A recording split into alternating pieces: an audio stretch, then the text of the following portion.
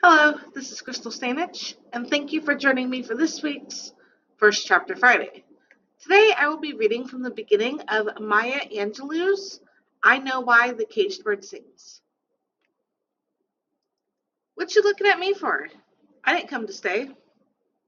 I hadn't so much forgot as I couldn't bring myself to remember. Other things were more important. What you looking at me for? I didn't come to stay. Whether I could remember the rest of the poem or not was immaterial. The truth of the statement was like a wadded up handkerchief, sopping wet in my fists. And the sooner they accepted it, the quicker I could let my hands open and the air would cool my palms. What you looking at me for? The children's section of the Colored Methodist Episcopal Church was wiggling and giggling over my well-known forgetfulness. The dress I wore was lavender taffeta, and each time I breathed, it rustled. And now that I was sucking in air to breathe out shame, it sounded like crepe paper on the back of hearses. As I'd watched Mama put ruffles on the hem and cute little tucks around the waist, I knew that once I put it on, I'd look like a movie star. It was silk, and that made up for the awful color.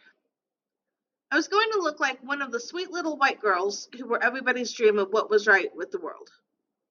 Hanging softly over the black Singer sewing machine, it looked like magic, and when people saw me wearing it, they were going to run up to me and say, "Marguerite," sometimes it was "Dear Marguerite, forgive us, please, we didn't know who you were." And I would answer generously, "No, you couldn't have known. Of course I forgive you."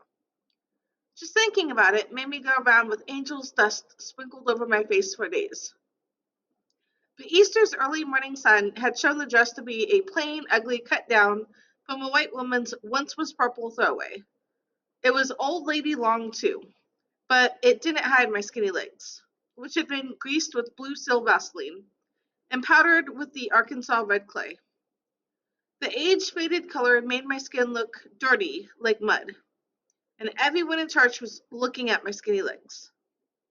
Wouldn't they be surprised when one day I woke out of my black ugly dream and my real hair, which was long and blonde, would take the place of the kinky mask that Mama wouldn't let me straighten?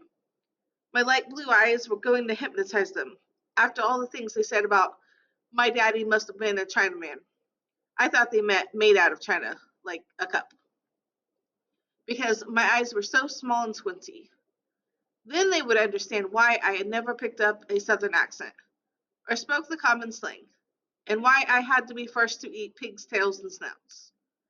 Because I was really white, and because a cruel fairy stepmother, who was understandably jealous of my beauty, had turned me into a too big Negro girl, with nappy black hair, broad feet, and a space between her teeth that would hold a number two pencil.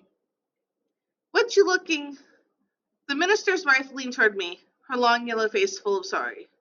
She whispered, "I just come to tell you it's Easter Day." I repeated, jamming the words together. "I just come to tell you it's Easter Day," as low as possible. The giggles hung in the air like melting clouds that were waiting to rain on me. I held up two fingers, close to my chest, which meant that I had to go to the toilet, and tiptoed toward the rear of the church. Dimly, somewhere over my head, I heard ladies saying, "Lord bless the child," and "Praise God." My head was up and my eyes were open, but I didn't see anything. Halfway down the aisle, the church exploded with, "Were you there when they crucified my Lord?" And I tripped over a foot stuck out from the children's pew. I stumbled and started to say something, or maybe to scream, but a green persimmon, or it could have been a lemon, caught me between the legs and squeezed. I tasted the sour on my tongue and felt it in the back of my mouth. Then, before I reached the door, the sting was running down my legs and into my Sunday socks. I tried to hold, to squeeze it back, to keep it from speeding. But when I reached the church porch, I knew I'd have to let it go, or it would probably run right back up to my head and my poor head would burst like a dropped watermelon, and all the brains and spit and tongue and eyes would roll all over the place. So I ran down into the yard and let it go. I ran, peeing and crying, not toward the toilet out back, but to our house.